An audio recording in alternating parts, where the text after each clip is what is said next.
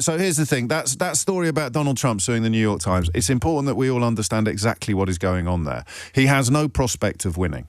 Absolutely no prospect of winning, any more than his other legal suits, his other actions against that very newspaper, not to mention other media organisations, had any prospect of success. You could file this under breaking news, free speech latest. Remember, free speech, Donald Trump and his key allies and members of his administration keep telling us, free speech in the United Kingdom is under parlous threat. But the President of the United States of America is suing the New York Times. The New York Times... of course, the paper that published the birthday card that appears to be, although he denies it, continues to deny it, from Donald Trump to Jeffrey Epstein, that was, at the very least, sleazy. The reason why he is taking a ludicrously high figure, $15 billion, is intimidation. He has no prospect of winning, but it means that people will think twice about printing stuff that is true. If you are worried about threats to free speech, these are the things you should be looking out for, okay?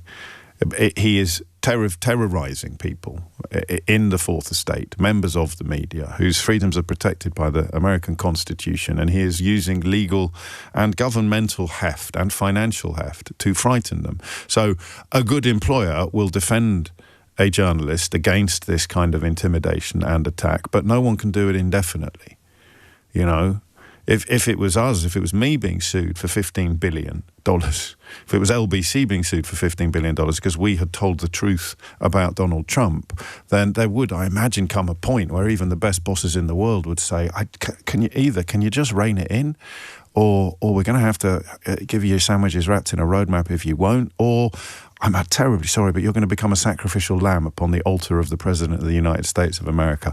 And the reason why I thought it was important to get this up and early is because of this lie, this nonsense about free speech that is gathering pace on this side of the Atlantic. The lies that are being told by allies or admirers of Donald Trump on this side of the Atlantic about your free speech, which is absolutely untrammeled and sacrosanct and supremely well protected.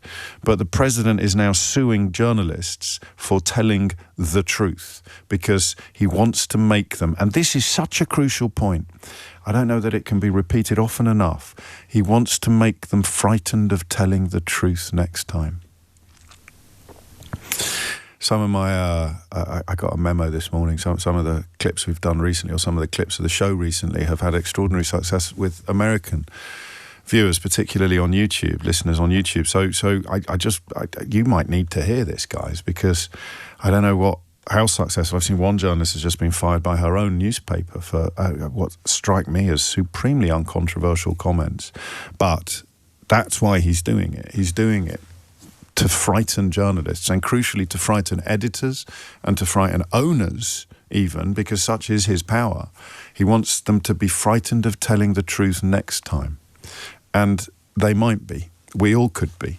Nobody, with like glorious exceptions whose names have gone down in history, often as martyrs, but hardly anybody is immune to that kind of external pressure and that kind of threat. And the attempts to silence people telling the truth are, throughout history, signs of epic and imminent danger. So keep an eye on that story, and do not underestimate how important it is when the allies of Donald Trump on this side of the Atlantic, including one whose latest examples of hypocrisy and doublespeak are off the flipping chart, and we will be examining a little bit later in the programme, when they try to tell you lies about free speech, remember, it's part of a process that is designed to silence people telling the truth. It's why the Charlie Kirk aftermath has been so extraordinary. A man whose name we barely knew last week is now the biggest story on this side of the Atlantic, and the element of the story that's gone enormous is the punishment and the sanction and the terrorization of people who have exercised their free speech, sometimes insensitively, sometimes very crassly, even cruelly. But they have exercised their free speech in the aftermath of his murder. That's extraordinary. And those are the people telling you, the people saying, he must be fired, she must be fired, he must be prosecuted, we must shut these people down. They're the ones telling you that free speech is under threat. You cannot exaggerate how transparent and how dangerous these moments are. And it's a good job he's not visiting Britain this week, isn't it? Because that would be a really scary development.